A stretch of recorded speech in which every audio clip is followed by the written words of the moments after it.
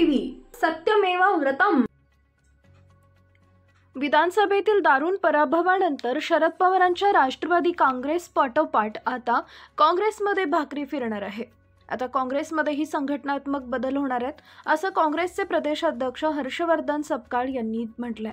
2025 मध्ये देशाबरोबरच महाराष्ट्रातही काँग्रेसमध्ये संघटनात्मक बदल होतील।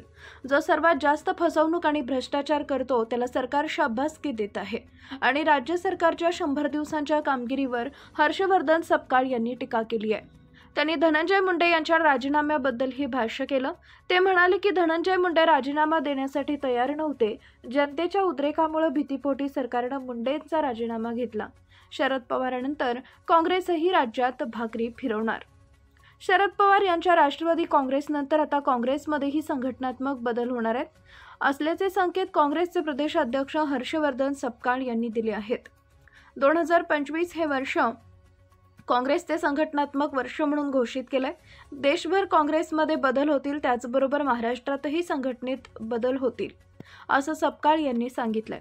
जो जास्त भ्रष्टाचार करेल त्याला सरकार शाबासकी देतं, अशी टीका राज्य सरकारच्या 100 दिवसाच्या कारभारावर सपकाळ यांनी केला आहे।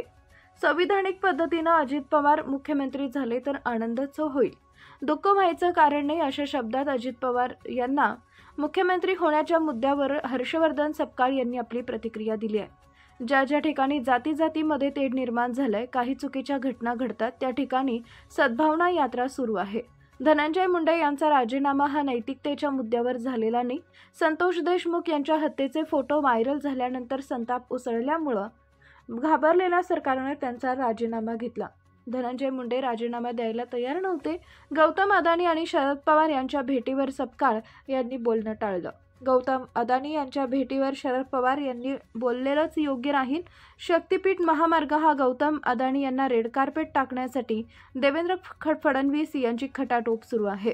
त्यामुळे शक्तीपीठ महामार्गाला आम्ही विरोध करतो असं त्यांनी स्पष्ट सांगितलंय।